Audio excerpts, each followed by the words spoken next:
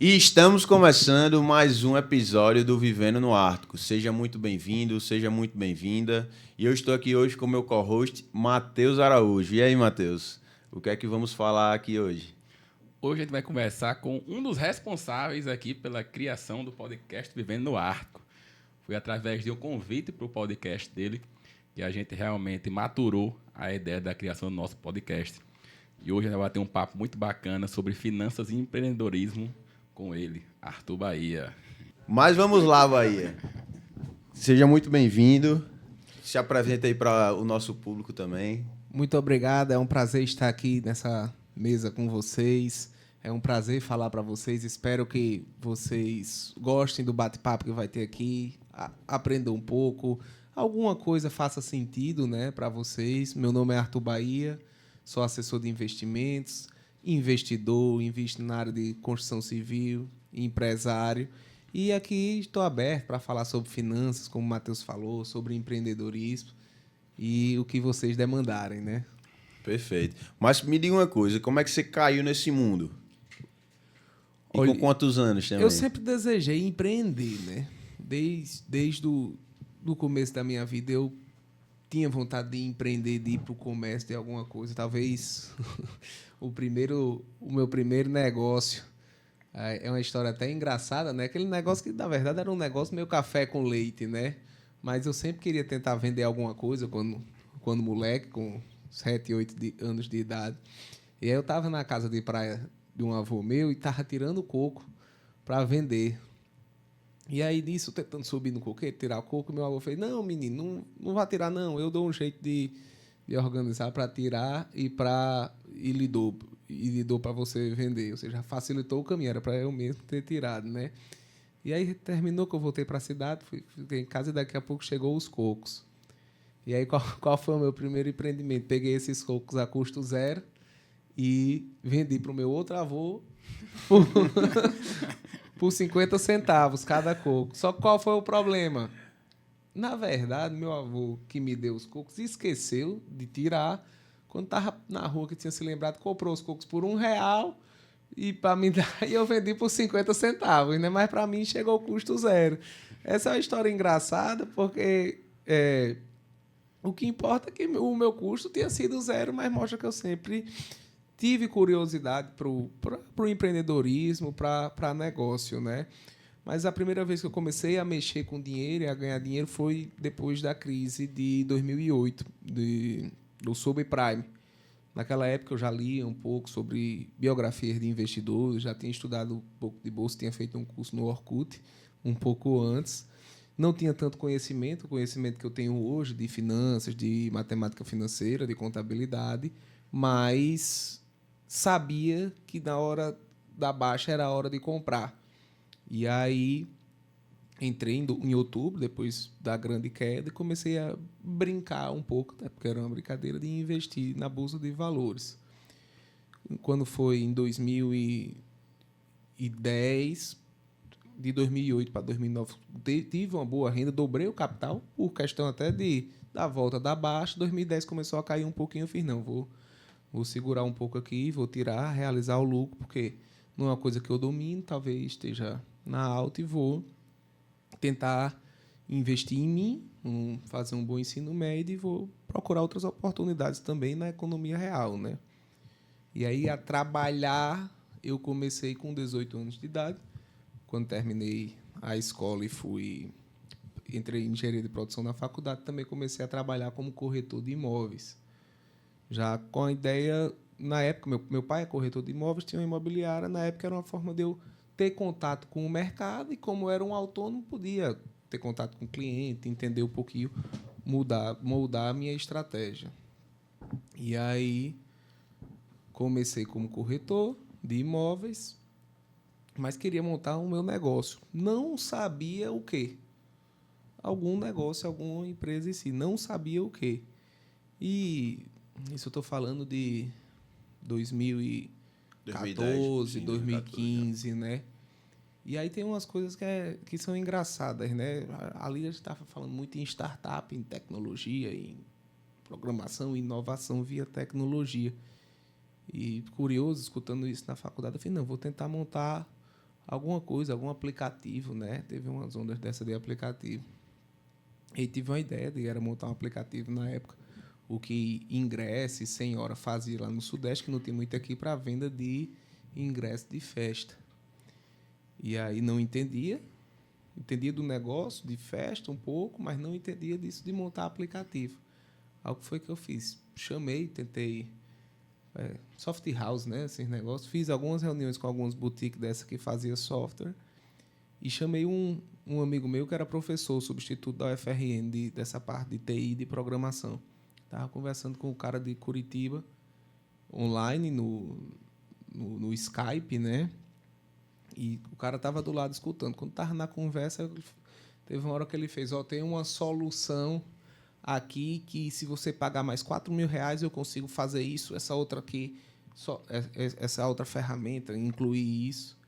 E aí eu, bacana, vai incluir isso por 4.000. E aí o meu amigo que estava do lado olhou assim e fez, isso aí que ele está querendo cobrar 4.000 a mais são 3 linhas de código.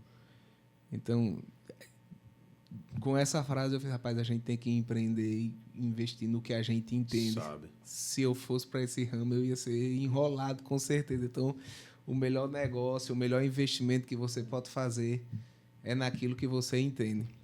Aí, isso era no começo de 2015, né? E aí eu fiz, então, aí já não vai ser. Gostava de evento, de festa, era até sócio de algumas calouradas.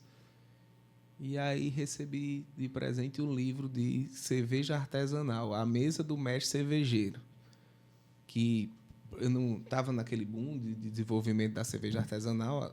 Tinham várias lojas aqui em Natal na época. Era. Não era uma coisa tão conhecida, para mim conhecida, era um pouco novo. Tanto novo que eu fui o primeiro sommelier de cervejas formado aqui do estado, né? Mas aí, quando eu conheci aquela novidade, você poder fazer uma cerveja em casa, eu fiz, vou trabalhar com isso, né? Trabalhar com o que a gente entende, né? Sommelier? Não, o sommelier já foi depois. Sim, já foi entendi. depois, mas eu fiz cerveja, vou trabalhar com o que a gente entende. E procurei montar algum negócio relacionado à cerveja. Só que na época eu tinha 20 anos, até hoje não tenho barba. E a cara ainda era de mais novo, né? Então, imagina o cara dizer que entendia de cerveja com 20 anos, sem barba. Normalmente, o estereótipo do cara, do entendedor de cerveja, é um cara gordão, com a barba aqui batendo no peito e tal. Aí foi que eu fui buscar o estudo, né? O estudo, e por isso que fui fazer um curso em Santa Catarina, um curso de uma escola alemã de sommelier de cerveja. Então, tive acesso a um conhecimento que a turma aqui no mercado ainda não tinha. E foi assim que eu fui. Era um processo, né? Começou com a escola, aí do nada a pessoa começou a tomar puro malte, que era o ápice, você tomava puro malte. Depois passou para essa febre da cerveja artesanal. E quando eu comecei, eu pensava em montar uma cervejaria artesanal, uma micro cervejaria. Só que, o que é que aconteceu dessa parte da cerveja, né? Aí eu fui lá para Blumenau, fiz o curso sommelier de cerveja lá, e eu vi que cerveja era um negócio bacana, era um negócio legal. Então, eu estava falando, primeiro você tem que fazer no que você entende, mas também você tem que tomar cuidado com alguns ramos, porque tinha gente que o hobby era ter uma cervejaria bacana. Ou seja, o cara milionário, ao invés dele comprar uma Ferrari, que dá prazer para ele, é um sonho, né? Ele podia, ao invés de querer comprar uma Ferrari, querer montar uma cervejaria. Então, se esse cara queria montar mais pelo hobby, pelo prazer de ter sua própria cervejaria, ele não precisava ter resultado financeiro. E aí, como eu, com pouco recurso, ia concorrer com um cara que estava fazendo por hobby. Então, a gente tem que tomar cuidado com alguns ramos que é bacana você estar naquele ramo, que dá status. Tem gente que monta, tem barzinho, boate, academia de ginástica, cervejaria, são Só ramos... para massagear o coração. São ramos que dá status, que às vezes o cara monta um negócio sem estar tão preocupado com o resultado. E aí, quando eu vi isso, aí o que foi que eu pensei? Eu falei, não, eu não vou montar uma cervejaria que eu vou ser engolido. Eu vou montar uma distribuidora. Porque esse cara vai ter feito uma cervejaria bacana, tudo redondo. E não vai vender. A produção talvez esteja sobrando e eu vou comprar trazia muita cerveja de Santa Catarina, Minas Gerais, Rio de Janeiro, São Paulo. E também comprava numa importadora, né? Então trazia cerveja importada. Então eu vou trabalhar na venda, na ponta da venda. E aí, depois do curso, comecei uma distribuidora de cerveja artesanal, que eu comprava dessas cervejarias que tinham a produção até tinha uma capacidade ociosa e vendia aqui no estado do Rio Grande do Norte. Então esse foi... Tinha outros negócios assim, mas, digamos, CNPJ mesmo, foi o primeiro CNPJ, em 2016. E quais foram as principais dificuldades que você enfrentou nesse primeiro estágio? Que fez com que você também saísse dele? A principal... essa parte, tem uma parte interessante disso, né? Que eu aprendi. Acho que a gente tem que estar sempre aprendendo.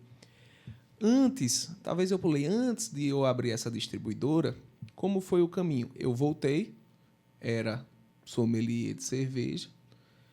Na minha turma tinha vários donos de cervejaria, inclusive um amigo meu, no ano, a cervejaria dele foi eleita a melhor cervejaria da América do Sul, que era a Bierbau. E aí eu voltei, tinha esse conhecimento, mas eu fiz, não, eu vou começar a vender meu serviço de difundir a cultura cervejeira, fazer degustação, harmonização, curso de introdução à cultura cervejeira, prestar esse serviço, ajudar a vender os produtos, quem trabalha com isso no ramo, né? E aí comecei a tentar fazer isso, mas percebi uma dificuldade. E essa dificuldade eu trago aqui até hoje. Eu acho que é muito importante para vocês passarem para os seus clientes. As pessoas, em geral, têm dificuldade em pagar pessoas.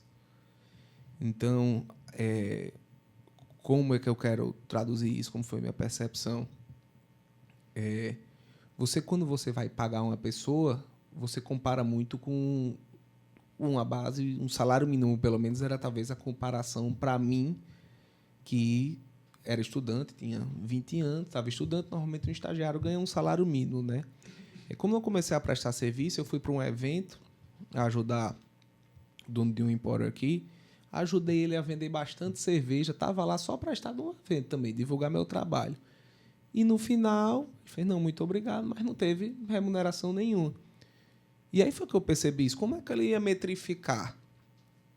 E aí eu fiz, não, vou pegar esse serviço de degustação dirigida, de introdução à cultura cervejeira. Já vendia, fiz 1, 2, mas vou dar de graça para os bares que comprarem X reais em cerveja comigo. Então, um serviço que eu percebi que as pessoas tinham dificuldade em pagar pessoas, eu vou usar isso para ganhar mercado e para vender meu produto. E aí comecei a distribuidora. Então, e aí como é que eu fazia para vender? Estava todo mundo no auge, pouca gente entendia. Eu falava, tenho esse curso que eu já dei, tenho esse modelo aqui que eu posso fazer de harmonização, de degustação para seus clientes, treinamento da sua brigada. Como é que a gente faz? Você me compra R$2.000 em produto e eu me disponibilizo para isso. Então, eu não vendia meu serviço, eu vendia meu produto. E quando eu vendia o produto, ele não sabia quanto é que eu estava colocando no meu serviço. Ele não sabia quanto é que estava sendo minha margem. E aí, assim, se alguém vende um serviço, a gente tende muito a calcular quanto é a hora, pela hora dele, e não qual é o resultado que vai dar. Então, às vezes é bom a gente transformar nosso serviço em não vender exatamente nossa hora, vender uma solução, vender um produto isso. E colocar nossa hora para agregar valor isso. As pessoas vão ter mais facilidade em pagar. Principalmente se ele enxergar como um trabalho operacional ali, que ele vai poder colocar qualquer outra pessoa. Que ele vai poder colocar qualquer outra pessoa, ou que ele até poderia ele mesmo fazer. E ele mesmo pesquisar e estudar. Isso. Então, aí ele, quando vai ver quanto é que vai pagar pela hora, ele vai dizer, rapaz, estou pagando isso. Então, a gente tem que focar, acredito até todo mundo que está assistindo aí, minha sugestão é em vender a solução, em vender o resultado, em ser transparente com o seu cliente e dizer, vou entregar um resultado que você vai ganhar bem. Mas é importante que eu ganhe junto, né? E ganhar um resultado. Eu estava até escutando uns Instagram de Pablo Marçal, e ele passou falando extremamente isso, que é uma coisa que eu peguei desde lá de trás da cerveja, né? Que ele dizendo: o rico ganha por negócios, ganha pelo resultado, e o pobre vende sua hora. Essa frase é frase dele, mas foi uma coisa que eu aprendi cedo, que as pessoas têm dificuldade em pagar pessoas. E até nesse começo, esse mesmo cliente desse exemplo, eu comecei a vender mais cervejas, ele representava 50% do meu faturamento, e teve uma hora que eu fui fazer umas contas, ele me deixava de lucro no final, depois que tirava os impostos, tirava tudo, cerca de R$ 5.000 por mês. E na época tinha os outros clientes, estou falando só esse cliente, né? Estava ali no começo da faculdade, e eu não era o principal fornecedor dele. Então, talvez ele comprasse 30% comigo, e aí, se ele fosse fazer mais ou menos, ele estava deixando de margem ali 15 mil. Eu falei, essa questão de vender sua hora é muito engraçado, porque se eu não fosse distribuidor, fornecedor dele, se ele me contratasse para ser comprador dele, e eu fizesse a proposta, eu quero trabalhar meio expediente por semana, segunda pela manhã, e você ser o comprador, e vou lhe cobrar R$ 4.000. Ele ia achar um absurdo, porque vou pagar R$ 4.000 só por um expediente, por meio expediente, segunda pela manhã, para um menino que ainda não é nem formado. Sim, para você comprar com dinheiro dele direto. Para eu comprar para ele direto dos fornecedores. Entendi. Ia ficar Com muito certeza. caro. Ele Sim. não ia conseguir comprar, não ia ficar muito caro, mas esses R$ 4.000 ele ia economizar 15, que é da solução. E aí, se eu fosse vender minha hora, ele ia comparar o que? Não, é 4 horas por semana, ele quer R$ 4.000 por mês, ele já ia comparar com um salário mínimo baseado na minha formação. Só que quando eu vendia a cerveja, eu comprava uma cerveja a 10 e vendia a 16, com o que ele comparava? Todo mundo sempre vai procurar um efeito de comparação. Ele comparava com a cerveja concorrente, que era a qualidade inferior, vinha 100 ml a menos e era R$17. Então, a gente sempre tem que... o cliente sempre vai ter um norte para comparar, e a gente tem que oferecer o diferencial. Essa história dessa cerveja é engraçado, porque eu percebi também que o cliente da cerveja artesanal, ele não era de tomar muito da mesma. Ele queria a experiência, queria conhecer a cerveja nova. Então, ele ia lá uma vez, comprava sabor, uma, aroma. aí ia lá, comprava outra. Ele queria novas experiências. Então, não adiantava ter pouco rótulos. Eu cheguei a ter 120 rótulos para oferecer, porque cada rótulo vendia pouco, mas eu estava pegando sempre o cliente. E tinha uma dessas cervejas que era que vendia mais. Mas também, se baixasse o preço, não ia vender tão mais. E aí teve uma época que a cervejaria reformulou ela, baixou o preço, e de R$10 caiu para 7. E aí eu continuei vendendo a 16, porque o mercado pagava, e se eu baixasse o preço, não ia aumentar o volume. E aí, quando você passa a 16, ainda estava bem competitiva em relação ao que o concorrente oferecia, né? Mas qual foi outra reflexão que eu fiz?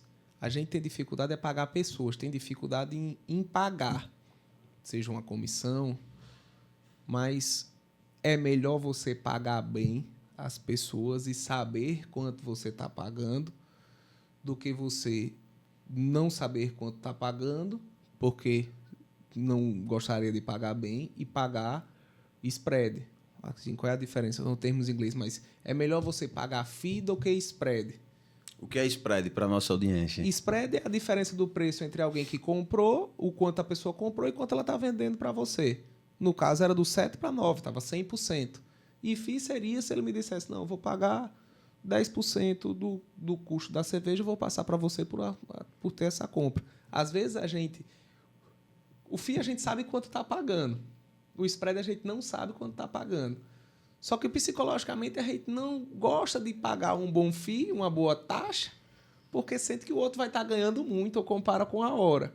E o spread, como a gente não sabe, passa tranquilo. Mas normalmente sai mais caro qualquer coisa pagar via spread do que via FII. Então, comecei na cerveja artesanal com isso. Mas E hoje você está mexendo mais com o imobiliário, né? Imobiliário e hoje é com o investimentos. mercado financeiro, né? Só que o que é que acontece? Eu sempre me considerei um investidor.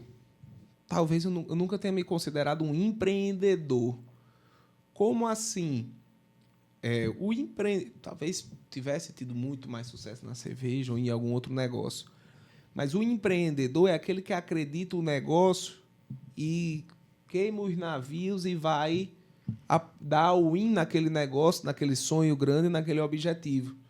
E pode dar muito certo, o crescimento pode ser exponencial, ou pode dar errado, ficar remando ali, talvez o business não é tão bom. E eu sempre fui mais investidor. Todo negócio que eu entrei, eu sabia quanto eu ia botar, sabia quanto eu esperava ter de retorno e, caso eu quisesse sair por encontrar um outro negócio, sempre deixava a porta aberta para a saída. Então, o que é que eu fiz e comecei a fazer? E sempre fiz. Um outro ponto é que eu nunca me considerei um grande vendedor. Eu sempre me considerei um bom comprador, ou então um bom caçador de oportunidades. A cerveja artesanal, eu entregava ela mais barata, com mais qualidade, tendo sido premiada melhor da América do Sul. Por quê? Porque eu comprava barato. Então, eu sempre fui muito focado em encontrar oportunidade na compra e a venda, basicamente, não gastava muita energia, só entregava. Não vendia valor agregado. E aí, como eu sempre falo isso, eu preciso ter meu caixa, eu preciso juntar dinheiro, eu preciso de dinheiro porque as oportunidades vão aparecer e se eu não tiver dinheiro, eu não entro nelas. E aí, como também eu sempre queria deixar uma porta de saída, o que era que eu fazia? Ao longo do ano, ia fazendo caixa, ia guardando caixa, e quando chegava no final do ano, tem um tanto. Vou pegar 20% para testar um MVP de qualquer negócio. Queimava os 20% para testar algum negócio. Se esse negócio fizesse sentido, colocava meu caixa todo. Aí da cerveja artesanal, eu fui para a distribuição de chopp. Chopp para bar, restaurante, evento de formatura, casamento. E que tinha uma escala maior. E aí vem naquela questão de ter a reserva. Porque se vem a oportunidade, você não consegue entrar. Quando eu peguei a distribuidora de chopp, eu não tinha o capital suficiente para entrar no negócio. E aí, na época, eu chamei até um amigo meu para ele ver se fazia sentido. Fiz, vamos passar um mês trabalhando aqui. Se fizer sentido para você, vamos entrar junto para somar o capital, que ia dar certo. E aí ele trabalhou, não, isso é muito pesado, não é isso que eu quero para a minha vida. E aí, talvez eu precisasse de uns 100 mil para abrir a distribuidora, ele tinha 40, 35, sem mexer no capital de giro da cerveja artesanal, né, do chopp.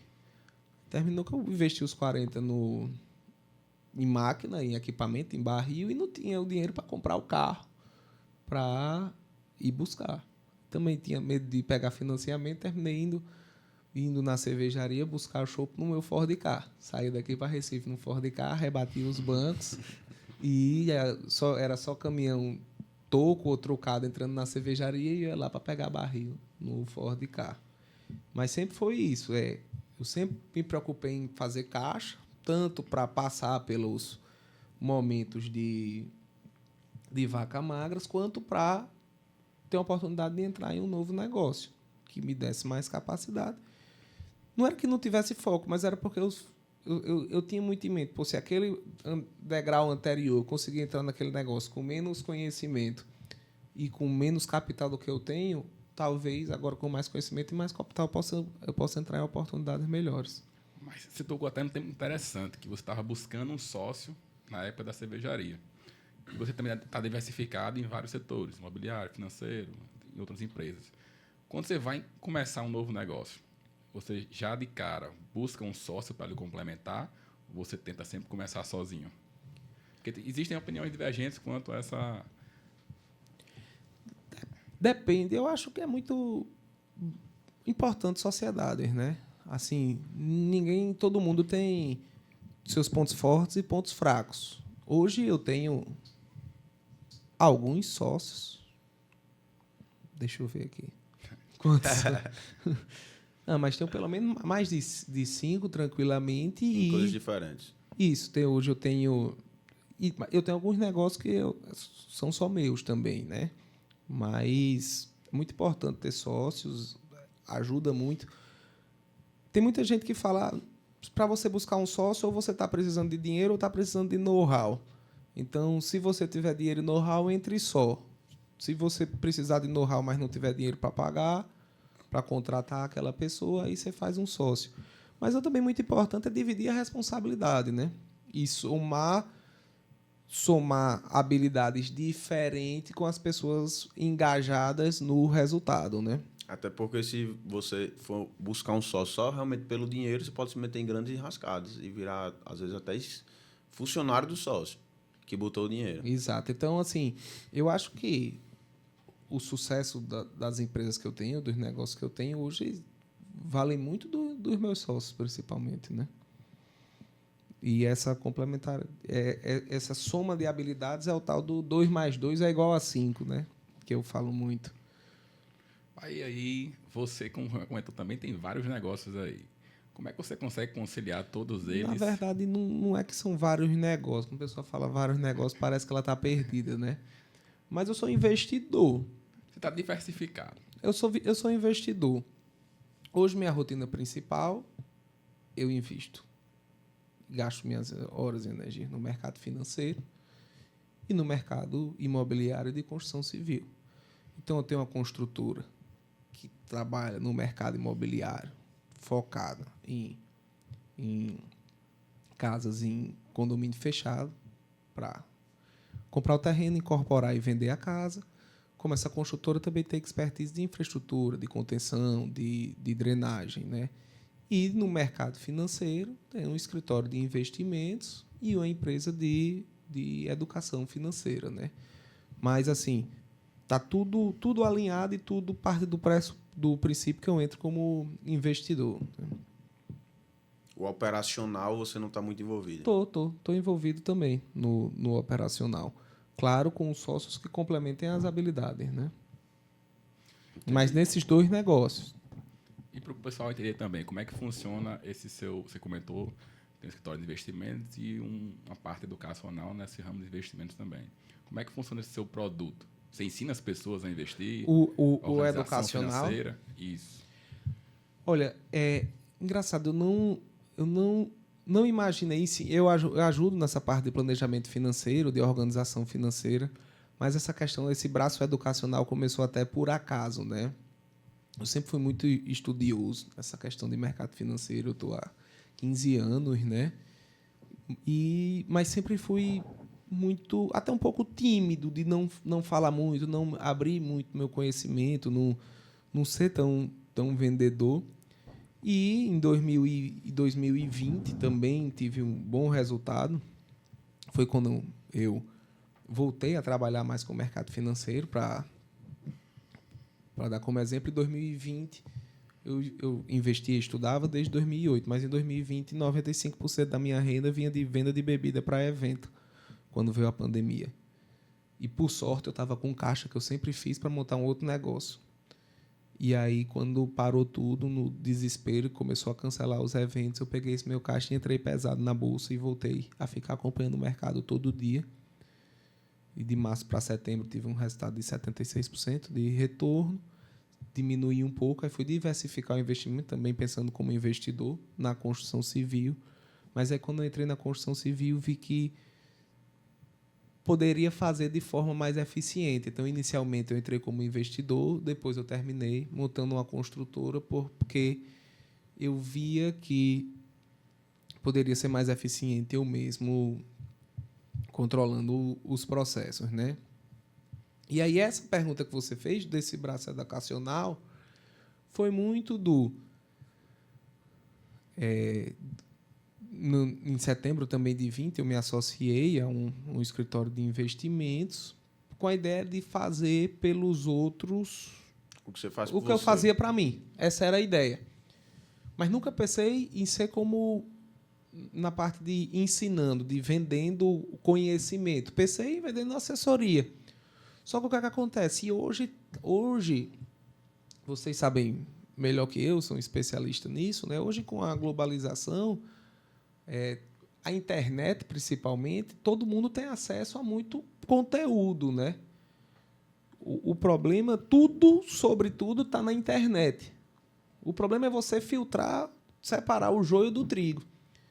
E aí eu comecei a ficar incomodado que tinha gente, às vezes, que não valorizava essa parte de conhecimento local, de alguém que conhecia ele pessoalmente, e estava seguindo alguém na internet que falava umas besteiras e que, às vezes, seguindo até charlatão. E aí eu comecei a refletir, eu falei, rapaz, eu não acredito não, que o cara vai comprar esse curso por essa linha, ou vai comprar esse outro curso.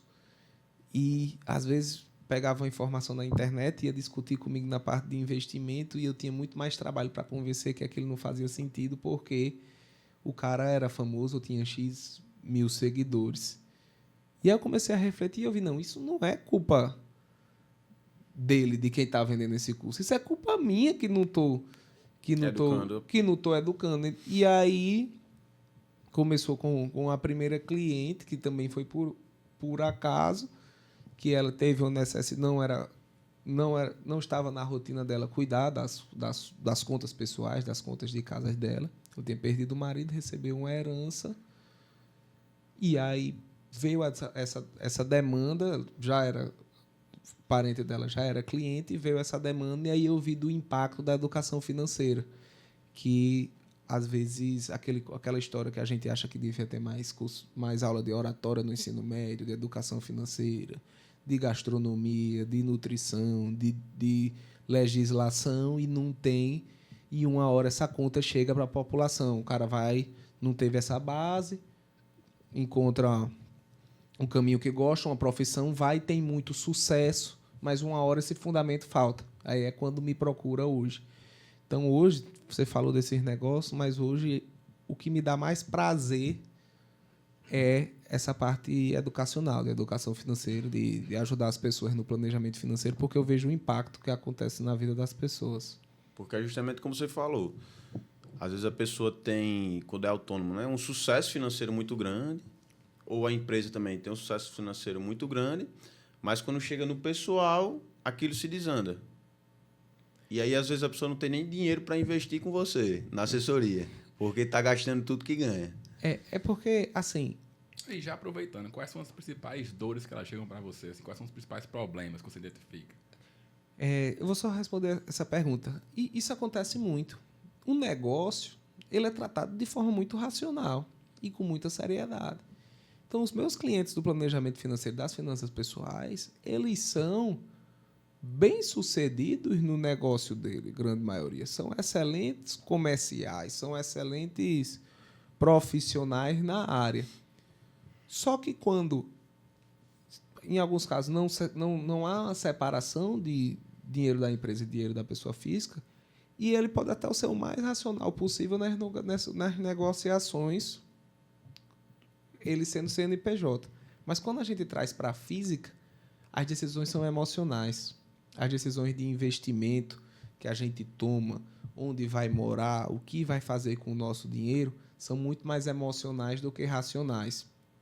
E se a gente não controla, não sabe entender, porque é bom ser emocional, mas aí tem a diferença entre a decisão planejada e a compra por impulso. Se a gente não tem esse controle financeiro, até que o nome da minha empresa é Finanças Sob Controle, a gente termina fazendo mais compras por impulso. E aí, se você está fazendo compra por impulso, não é dizendo economize que você vai deixar de fazer uma compra por impulso e economizar. É mostrar que o dinheiro que está indo para aquela compra vai deixar de ir para algo que é muito mais importante para você. Então, as principais dores dos meus clientes que chegam é que muitas vezes eles não sabem para onde o dinheiro está indo, e o dinheiro, eu digo muito que está indo pelo ralo em alguns casos, querem entender melhor, eles são bons geradores de caixa, ganham bastante dinheiro e muitas vezes não... De receita, a maioria. Gerador, muitos são... Isso, eles geram que aí muito... não vai para o caixa justamente porque gasta toda a receita. Mas quando eu falo gerador de caixa, eles geram muita boa receita E eles nunca se preocuparam com esse planejamento, por quê? Porque talvez o custo de vida foi aumentando, até para coisas que eles não consideram importantes, mas a receita foi aumentando bem mais. Então, isso nunca foi um problema. Quando é que vai ser um problema? Quando a receita diminui. Ou quando a receita diminui, ou quando o custo sobe demais, que está equalizando ali e pode passar, e ele para, olhar para trás e ver quanto de dinheiro não passou pela minha mão e quanto eu tenho hoje. Aí ele queria, o maior arrependimento dele é não ter começado antes, não ter feito finanças sob controle antes. E aí ele vê o quanto de dinheiro foi literalmente pelo ralo e quer se reorganizar, se planejar para tomar decisões melhores. Não só da parte de orçamento de organização, também de investimento. Todo mundo já fez um investimento ruim, ou até o que nem é investimento, mas que é vendido no mercado como se fosse investimento. Tem produtos que não são investimento, mas não. Então faça isso pelo menos como uma poupança forçada. Você escutar uma poupança forçada, não, você está pagando uma taxa. Tipo consórcio. Tipo um consórcio, por exemplo. Você vai pagar uma taxa para deixar o seu dinheiro, para no final você ter menos dinheiro do que você colocou, mas para pelo menos ter alguma coisa, porque senão você ia gastar, você ia rasgar ele. E o que você acha? Recentemente eu ouvi um amigo meu que falou: rapaz, compra um consórcio, ou uma carta, você bota para alugar e você paga com o valor do aluguel. O que é que você acha disso? Comprar carta, bota para alugar o quê? Tipo um apartamento. Não é bem simples assim, não, porque ele tem que se contar com a sorte, né? Você vai comprar vai comprar um consórcio, aí você vai ficar pagando as prestações dele, não vai ter nada. Aí como é que você vai alugar? Você tem que ter o valor do sinal para pegar a vez ou não. Você tem que ter. Porque o consórcio ele tem um instrumento do lance, né? O lance. Mas aí o lance você tem que ter em torno de 50% do valor. Ou seja, e mesmo assim não é certo. Para ser certo, você tem que ter 60%. Você tem que fazer essa matemática. Mas, por exemplo, o consórcio pode ser um bom instrumento de você montar uma engenharia financeira para captar um recurso. Como é que você vai calcular essa conta? Qual vai ser o custo do meu capital pelo consórcio em relação ao custo do capital de outra forma? Mas entrar em consórcio sem ser certo que vai dar o lance e vai ser vencedor, aí é loucura de forma alguma. Entrar em consórcio para dar o lance, se você tem 60%, aí você vai pegar só 40% e vai pagar a taxa de administração dele de 15% por 40%, mas em 60 meses aí você pode fazer uma conta de quanto vai sair o custo desse capital. E se, por exemplo, a sua outra opção fosse pegar um capital de giro, o hot money que a gente fala, 2,5%, talvez o consórcio valha a pena, mas não é investimento. Porque, na verdade, o que é um consórcio, né? O consórcio era se juntar nós três aqui, a gente tivesse dificuldade de poupar, que muita gente tem dificuldade de poupar, e vamos fazer o seguinte: a gente nunca consegue juntar R$3.000, mas 1.000 sobra todo mês. Vamos juntar nós três, cada um dá R$1.000 e a gente faz um sorteio. Quem ganhar fica com os 3.000. Aí junta a gente no primeiro mês, Tiago ganha. Ou seja, ele não desembolsou nada e recebeu R$2.000. No segundo mês, eu ganho. Ou seja, Tiago vai se dar bem. Ele recebeu R$2.000 para pagar só 2 meses depois.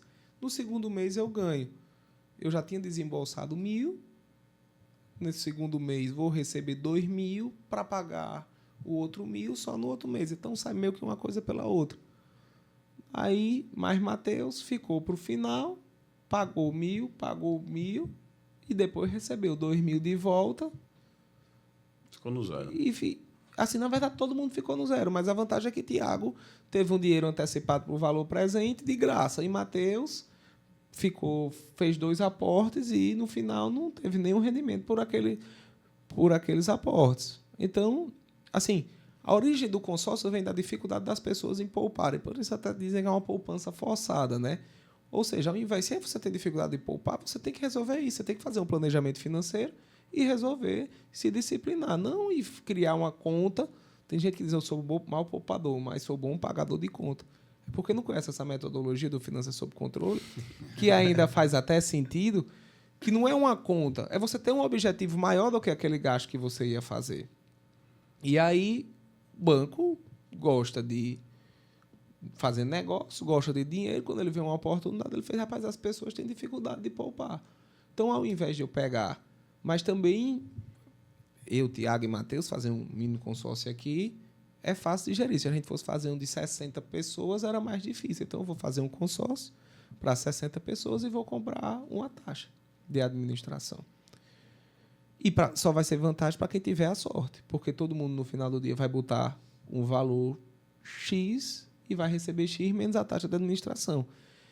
Então, se no caso, no exemplo que era só nós três, pode ser que você se beneficiou em relação a Matheus por conta da sorte, mas pelo menos a somatória foi zero. Todo mundo tirou o que botou. Num consórcio, quando tem a taxa de administração, a somatória do final, todo mundo tira menos do que colocou. Então, não é investimento. Pode ser uma forma que faça sentido para a captação de recursos, mas é difícil. Tem que ser bem analisado e tem que depender do negócio que você vai investir. Tem que ter você para analisar e falar, vá. Ou então, não, esse aqui não vale a pena, não. Tem que fazer uma boa análise, não, sim, né? Sim. Ele tem que ter as finanças sob controle. Tem que ter as finanças sob controle. Mas que ele perguntou naquela hora, quais são as principais dores que o pessoal chega? As principais dores... Que a maioria são empreendedores, as empresários. As principais dores que o pessoal chega eu tinha falado de forma mais abrangente, mas vamos ser mais direto, né? É que ganha bem, mas não está conseguindo sobrar dinheiro. Ou um percentual alto do salário está comprometido em dívidas, não entende um pouco muito de juros e tem dívida no rotativo do cartão de crédito a 17%, tem dívida no PicPay a 5%, tem dívida no cheque especial a 8%, e às vezes você tendo uma boa receita. Às vezes chega com um problema do cartão de crédito. O cartão de crédito pode ser uma armadilha que, se você não souber dosar bem, ele é feito para você gastar mais do que pode e em uma hora ter que pagar só o mínimo e pegar essa diferença com juros no rotativo.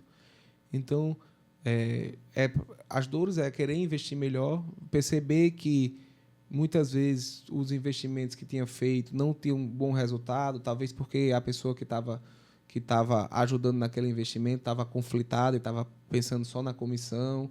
Então, é melhorar investimento, gastar melhor o dinheiro e economizar mais, ganhar mais dinheiro e investir melhor, né? São os três principais. Os pontos, né? As soluções que a gente faz. E qual é a solução que eu ofereço? Na verdade, é ajudar a pessoa a realizar os sonhos e desejos dela de forma sustentável e saudável, né? Então, não é você... Às vezes você está jogando dinheiro com um consórcio desse porque alguém lhe vendeu ou com algum outro investimento ruim só porque pagava uma boa comissão ao corretor que vendeu ou uma boa taxa ao assessor de investimentos ou gerente, e às vezes esse dinheiro está deixando de ir para o que importa. O que importa? Viajar pelo menos uma vez por ano para a Europa, trocar de carro, comprar uma casa maior, comprar uma casa de praia. Isso é o que dá prazer para as pessoas. E às vezes as pessoas... comprar uma bolsa, um relógio, às vezes as pessoas deixam de fazer essas coisas que normalmente importam porque está perdendo com alguns desperdícios que ela nem percebe. Se emocionando todo mês. Compras impulsivas, né? Compras impulsivas. E aí, depois que a gente... O que eu digo é o mais importante é o tempo.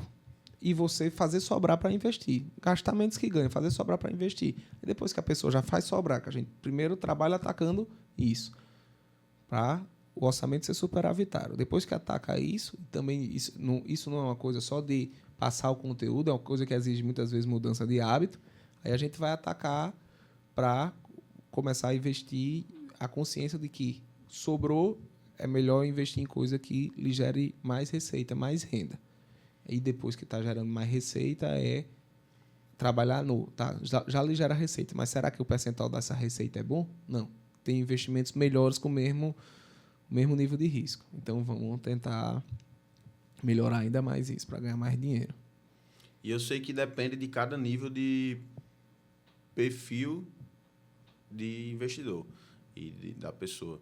Mas o que é indicado por você, né, para a pessoa começar a investir?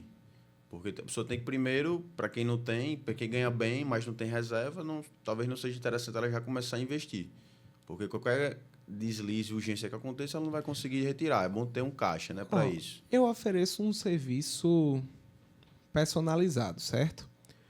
Porque muitas vezes a gente vê algumas regras de bolsa. A primeira coisa que você tem que fazer é a reserva de emergência. Não dá para fazer nada, você tem que fazer a reserva de emergência, tem que ser pelo menos 6 meses do seu salário.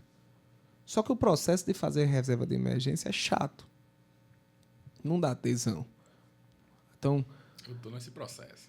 a pessoa que ela vive com 90% do que ganha e sobra 10% só, Daqui que ela... aí ela tem outros objetivos, né? Ela precisa separar uma parte para fazer a viagem, para comprar a casa, para comprar até algum outro investimento que seja mais interessante. Ela precisa separar a parte para isso. Só que se ela fosse seguir ao pé da linha, por isso é importante ser da personalização, para ela fazer a reserva, se ela investisse tudo que sobrava, além dos gastos essenciais, 10%, para ela ter 6 meses... 6 anos, quase. Você vai ter que pegar... Aí você... É 6 vezes 90, né? Ela sobra 10. Então, você vai multiplicar 6 por 9. Ela precisava de 54 meses, economizando 10% do que ganha, só para ter essa reserva. Ou seja, você vai convencer a pessoa. Como é que a pessoa vai deixar de lado alguns objetivos, alguns sonhos, para ter só essa reserva e vai levar 4 anos e meio? Na teoria pode até funcionar, mas na prática ela vai desistir antes, vai pegar logo um endividamento. Então a gente tem que entender. Não, mas talvez para você está gastando isso, mas você tem uma renda estável. Então basta 1 mês de salário, 2 meses como reserva.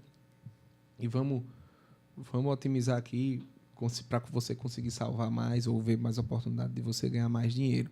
Então a reserva é um investimento importante, é um investimento que tem que ser em algo líquido e seguro, porque o objetivo não é ganhar mais dinheiro, é ganhar o máximo possível com a liquidez altíssima e com segurança altíssima. Mas o que é a reserva? Qual é a importância da reserva? Não é ganhar tanto de retorno, mas é impedir que você, caso tenha um problema e não tenha reserva, pague 17% de juros no cartão, se for a fonte de financiamento para você resolver aquele problema. Então, ela vai estar ali lhe dando 0,9. Para não lhe dar ansiedade, para fazer você dormir. Ela vai estar ali lhe dando 0,9, mas em alguma emergência ou algum gasto extra desagradável, ela vai estar ali para impedir que você assumisse uma dívida de 17%. Até para eu entender aqui, né? Então, qual seria um prazo interessante para você montar essa reserva de emergência? Você comentou em 54 meses. Mas considerando que a pessoa gasta 90% do que ganha, né? Então, o primeiro passo é realinhar a porcentagem que você vai viver, né? Se for possível. Tende a ser possível, mas às vezes... Porque, entendeu? Eu não posso emitir nenhum juízo de valor sobre as decisões de nenhum cliente meu. Entendi. Porque eu não sei o que passa na cabeça. Mas para você, quais o que são faz os sentido? sonhos. Não é para um cliente, para você. Para mim, por exemplo, hoje eu tenho uma boa reserva em caixa, porque também essa liquidez também não é só para emergência, é para oportunidades também. Mas eu acredito que, no geral, eu deixava para liquidez total 3 meses do meu custo de vida e deixava para os outros 6 meses em algum investimento que tivesse uma carência de 3 meses, porque se eu vou abrir um pouco mão da liquidez, eu tenho mais retorno. E aí eu posso, por exemplo, poder deixar 3 meses do meu custo de vida num CDB de liquidez diária e os outros 3 meses para completar os 6 colocaria numa LCA com carência de 3 meses, que aí essa LCA vai dar 20% a mais de retorno percentual em relação ao CDB, e eu vou ter 3 meses e vou ter ela com liquidez a partir dos outros 3 meses, né? Mas, assim, todo investidor O investidor, ele tem 3 objetivos. Ele pode ter 3 objetivos ao mesmo tempo, pode estar numa fase de ter mais um desses objetivos. Mas o investidor, ele quer liquidez, ter o máximo de rentabilidade com caixa, porque o dinheiro investindo no negócio dele vai render muito mais. Ou ele quer renda, ele já passou a vida acumulando um patrimônio e agora ele quer usufruir. E aí ele quer um investimento que pague uma renda periódica, mensal, pague cupom, mas que também não perca para a inflação. Então, ele vai botar, por exemplo, num imóvel que paga o aluguel e que também é valorizado de acordo com a inflação, num crédito privado, um título mais longo que paga um título público, um NTN-B. Esse vai querer renda, vai querer fluxo contínuo de rendimentos e que o principal acompanhe a inflação. Ou ele vai querer o crescimento do patrimônio. Ele está montando e aí, para ele crescer o patrimônio, o que é que ele vai precisar? Diversificar, colocar uma parte em renda variável, uma parte em renda fixa, uma parte em imóvel, uma parte em tráfego pago com a Artco para crescer o negócio, né? Tem que tudo é investimento, né? Eu até entendo isso da Artco, né? Que você olhou para o Vivendo no Artco aqui, mudando um pouquinho de assunto, como a gente comentou no início, um dos grandes responsáveis pelo início do podcast da gente do Vivendo no Artco foi você, através do convite ali para o Finanças e Empreendedorismo. E quero perguntar a você, como é que foi para o seu podcast, o Pós? O que é que você sentiu ali com a audiência do canal? Como é que foi para você? Rapaz, ali teve um diferencial que eu vi que vocês conseguiram um número de visualização maior do que os outros, né? Agora, como é que vocês fizeram isso é a interrogação que eu estou querendo que vocês respondam. Não, e essa resposta vai ser agora, porque muitas vezes você perguntou e a gente sempre brincava ali, desconversava. Mas, na verdade, porque no YouTube, isso até para a galera saber também, você pode anunciar qualquer vídeo da plataforma, independentemente se é da sua conta ou não. Então, é até uma estratégia nossa de reconhecimento de marca. Sempre que a gente vai para um canal, eu vou impulsionar aquele vídeo até o seu vídeo mais visto do canal, para quando as pessoas entrarem naquele canal, elas já baterem de cara e verem que nós, da Artco, somos os mais vistos. Então, eles já associam isso ao quê? Não, eles não estão sendo audiência, eles são fortes, é uma marca forte. Então, se você... Além de ajudar o canal a crescer também, porque pessoas realmente viram ali. Então, se você tem um podcast e quer ter uma quantidade significativa de visualizações no seu canal, é só convidar a gente aqui, que com certeza a audiência a gente traz. Ou se for entrevistado, né? Aqui eu aprendo ligeiro, já vou turbinar esse podcast aqui para ser o mais visto do canal de vocês. E isso é uma estratégia que não só favorece a gente, mas o próprio canal, como o Thiago comentou também, porque ele vai se beneficiar também de uma nova audiência chegando até o canal para assistir e conhecer não só o nosso vídeo, mas, consequentemente, outros episódios também. Mas respondendo sua pergunta, finalmente, depois de alguns meses. Olha o segredo. E quais são os seus planos para o próximo ano? Vai ser mais focar no Finanças sob controle? A verdade é que, assim... Tá chegando online, já chegou, na verdade.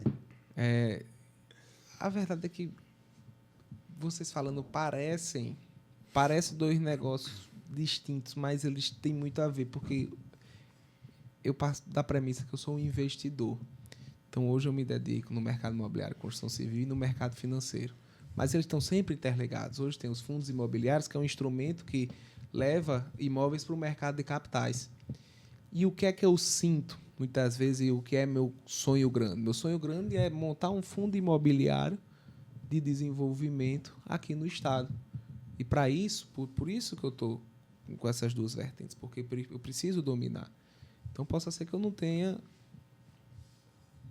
maiores conhecimentos de construção civil e de incorporação.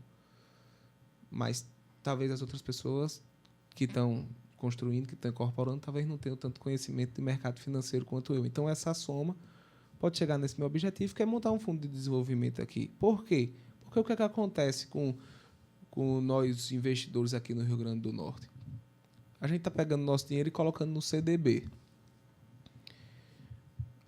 Ou seja, emprestando para um banco a juros baixos. Para o banco ganhar o dinheiro emprestando para os outros. Aí, esse dinheiro vai para um banco lá em São Paulo, do Sudeste. Aí a gente empresta nosso dinheiro barato para o Sudeste. Aí tem um empreendedor que às vezes é seu vizinho e que não tem muito instrumento de auditoria, de compliance, de governança para captar seu dinheiro de uma forma legítima e que lhe passe segurança. Aí esse empreendedor desenvolve um negócio e aí onde é que ele vai buscar dinheiro? Lá nos bancos do Sudeste. Aí esses bancos do Sudeste, quando vi um empreendimento, por exemplo, imobiliário, um condomínio, vai dizer, eita, esse condomínio é no Nordeste. Aí vai estar um analista lá olhando uma tabelinha, não. Se for Nordeste, risco Nordeste, aumenta X percentual para a taxa de juros. Então, assim, talvez esteja até distante, algo para ser desenvolvido, mas por que não desenvolver um fundo imobiliário de desenvolvimento aqui, com governança, com auditoria, com compliance, para o cara que está... E aí, o que é que acontece no final? O cara estava no dinheiro no CDB, vai comprar um terreno para fazer sua casa, aí vai comprar esse terreno parcelado a um juros mais alto, que foi o próprio banco que ele deixou o dinheiro, está emprestando a X e está pagando com um ágio, porque o incorporador teve que pegar esse dinheiro mais caro e colocou o preço do terreno. Então termina acontecendo isso. E eu tenho um sonho grande de desenvolver alguma solução para isso. Isso aí é um pouco complexo, vai demorar tempo, mas tá no caminho. Para isso estou no caminho de mercado imobiliário e mercado financeiro. Perfeito. E hoje o seu principal é essa questão, mas na construção é só condomínio fechado também. Não, hoje Nossa chegando Minha Casa Minha Vida próximo ano. Na verdade, eu não... Talvez seja até por falta de conhecimento, né? O que eu falei, é bom a gente investir no que entende. Mas hoje a gente entra até em outras linhas de prestação de serviço, de contenção, de infraestrutura, de drenagem. Mas pensando em mercado, comprar terreno dentro de um condomínio, incorporar e vender. O Minha Casa Minha Vida, eu tenho um certo medo porque depende muito do governo, né? O financiamento. Então, talvez seja algo muito bom para quem conhece, mas para mim, eu não queria ter essa dependência do governo. E aí, se eu fosse fazer uma casa no Minha Casa Minha Vida e por algum cenário político ou macroeconômico o dinheiro é cortado, não fosse cortado o dinheiro, essa casa eu ia fazer o que com ela? Como é que eu iria conseguir alugar se a prestação do aluguel seria a parcela de quem compra essa casa com subsídio? Então, por isso que eu entro mais no médio padrão, né? Casas ali por volta de 500, 550 mil. Entendi, faz sentido, realmente. Mas eu acho que a gente já está chegando na nossa reta final e foi muito massa conhecer essa história, principalmente a da distribuidora, que eu não conhecia. Você tinha falado por cima, mas dessa forma não. E foi interessante também para os nossos ouvintes entenderem as possibilidades, porque tem ouvintes da gente que são empreendedores, mas tem aqueles que estão no início ainda. Então, é muito do fazer, né? Testar com pouco, sempre tem uma segurança ali, às vezes dá para começar sem nada, e a gente começou sem nada. E até quem é jovem também, né? Porque ele começou muito até jovem. Quem é jovem. Tem a oportunidade está aí. O que basta é buscar o conhecimento e focar naquilo que você está com conhecimento ali. Isso que o Matheus citou de ser jovem é muito importante, porque quanto mais novo você começa a empreender, menor o trade-off. O que é que eu digo menor o trade-off? Se você começa a empreender quando você está na faculdade, o seu trade-off seria um salário de estagiário. Então, você muitas vezes você ainda está morando com seus pais, você talvez não precise bancar uma casa. O que mais mata em empreendedores é um bom salário. Porque aí, quando você tem um bom salário, vamos considerar 20 mil reais, se você tem o sonho de empreender, o trade-off já fica bem mais alto, você já tem bem mais contas, e é bem mais difícil você empreender e abrir mão daquele salário. Então, eu acho muito importante começar o quanto antes, né? Faz sentido. Acaba fica, rapaz, eu vou largar tudo que eu tenho aqui para testar num negócio que talvez dê certo. Então, perfeito. Então, bora lá para o De Frente com a Avalanche. Já tem a vinheta? A vinheta ainda não. O nosso editor vai ter que desenrolar aí. Em breve vai ter a vinheta aqui nesse quadro, mas é perguntas e respostas rápidas sobre coisas que lhe influenciaram positivamente na sua vida. A primeira delas é um empreendedor que lhe motivou na sua jornada, que você se inspira também na história? Um empreendedor que me motivou. Lhe inspirou, lhe influenciou? Eu fui muito influenciado pelo Warren Buffett. Eu li A Bola de Neve, a biografia dele com mais ou menos 900 páginas, acho que li em 2006, 2007. Então, fui muito influenciado nessa questão de investimentos. Então você também é mais a favor da filosofia dele, mais fundamentalista ali da renda passiva. Na verdade, dos dividendos. quando a gente entra nessa questão de filosofia, também tem muita injeção de linguiça, né? Eu acho que o investidor, tem muita gente que diz, não, seja investidor, não seja especulador. Que nada, o Warren Buffett era especulador também. O que é você especular? É você apostar em algo. Mas você vai apostar em algo onde tem a assimetria de informação. Você confia que você tem mais informações do que a sua contraparte. Mas eu sempre tive o pensamento de investidor. E como você comentou também, né? A Isso. importância do caixa para aproveitar essas oportunidades, às vezes, de uma Exato. especulação, mas só que você vai ter mais segurança na hora, porque não vai ser um dinheiro que vai fazer falta para você, de certa forma.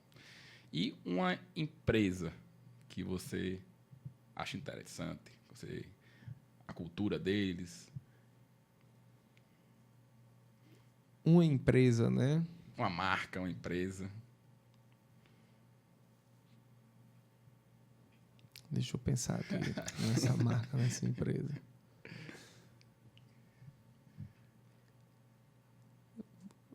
Vou falar uma empresa que eu acho interessante, que cresceu muito, né? Esses dias eu tive na festa da Lauto Cargo. Meu amigo Domingos e Vinícius são clientes nossos. E é uma empresa potiguar, que hoje está em praticamente todos os estados do país, levando eficiência logística e levando um excelente nível de serviço, e até por ter tido a festa deles agora, está mais na minha mente, e que eu admiro muito. Um livro que trouxe algum ensinamento para você. Tem um livro muito interessante que você entende toda a parte do capitalismo, dessa questão do bem da propriedade, que é Os Judeus e a Vida Econômica. Não conhecia. Os Judeus e a Vida Econômica. É um livro muito interessante, robusto, e você entende essa pegada da própria relação da religião com a economia, as próprias dificuldades que os judeus passaram ao longo dos tempos, como eles tiveram que desenvolver instrumentos para proteger o patrimônio deles, até quando estavam sendo perseguidos, e que terminou chegando no mercado de capitais. Acho que foram eles quem foram os maiores contribuidores para o mercado no mercado financeiro em geral, no crédito, no mercado de crédito, no mercado de equity, de tudo. E para finalizar, um filme, uma série ou um documentário? Um dos três, né? Um filme, uma série ou documentário? Um dos três. Um dos três. Ou um filme, uma série ou um documentário. Eu não sou muito de assistir filme, série, documentário, mas uma série que eu vou... Isso é para quem está assistindo, né? Uma série que eu vou indicar para assistir, principalmente nos tempos de hoje, que a gente está vendo muita pirâmide, aí a turma caindo em pirâmide, e quando alguém... Tigrinho. A conversa da pirâmide, ela é envolvente, né? O cara, às vezes, tem uma dor que... Se tiver no início, então... Os caras, às vezes, têm uma dor que ele vai escapar na pirâmide, e aqui a gente viu muito estelionatário, muita pirâmide caindo recente. E teve gente que chegou lá no meu escritório, eu estou querendo investir nisso. E eu falo, não vá, você vai perder seu dinheiro pelo pé, é pirâmide, tem essa característica, essa. Mas às vezes a pessoa cega e é difícil convencer. Depois que ela já caiu no que eu chamo de conto do vigário, né? Então, uma série que vai ajudar as pessoas a evitar cair nessas pirâmides é a série de Bernie Madoff, da Pirâmide de Madoff, na Netflix. Pirâmide de Madoff. Isso. Não conhecia. Nossa, não conhecia não. É Bernie Madoff, né? A série. Bernie Madoff. Top. Bem que ele disse que ia se preparar para essas respostas do final. Não sabia nem que tinha essas perguntas e respostas. Não, mas é isso. Queria agradecer, né, o convite. A gente foi primeiro no seu e agora a gente teve o prazer de lhe receber. Mas eu queria deixar esse momento final, né, antes de fazer as considerações finais, para você fazer o seu jabá aí, né? E quem quiser conhecer mais o seu trabalho, como você está ajudando, me ajudou, eu sou cliente aqui do Finanças Sob Controle, como eles podem te encontrar e estar conversando com você, marcando um cafezinho para estar iniciando nesse projeto. E tem um online agora também, né? Exato. Se você sente que poderia estar investindo melhor o seu dinheiro, poderia estar fazendo sobrar mais dinheiro, poderia até encontrar oportunidades para ganhar mais dinheiro, se você sente que você está desperdiçando algum dinheiro e queria controlar mais, quer alguém assim para pegar na sua mão e lhe ajudar, o Finanças Sob Controle pode cumprir muito bem esse papel, tanto na parte do encontro, reunião 1 a 1, quanto da parte do online e das aulas em grupo, né? Então, se você estiver assistindo e ficar interessado, meu Instagram, @ArthurBahia, Arthur com H, Bahia com H. Lá você consegue ter mais informações. Eu sou meio devagar, mas tem o tal do Linktree, né? Que o cara vai lá e vê essas coisas. Sim, vai estar também aqui na descrição, só você que está assistindo agora. E nas descrições você vai conseguir encontrar o link para o Instagram aí do Arthur. Mas, Arthur, muito obrigado.